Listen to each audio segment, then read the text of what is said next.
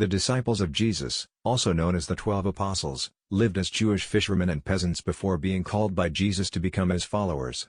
After being chosen by Jesus, they left their homes and families to travel with him, spreading his message and performing miracles. According to the New Testament, the disciples lived a simple life, relying on the generosity of others for their survival. They preached the gospel, healed the sick, and lived in community with one another. After Jesus' death and resurrection, they continued to spread his message, facing persecution and eventually becoming leaders in the early Christian church. The exact details of the disciples' daily lives are not recorded in detail, but they lived with a strong commitment to their faith in Jesus and to serving others. Their example of devotion and selflessness continues to inspire Christians today.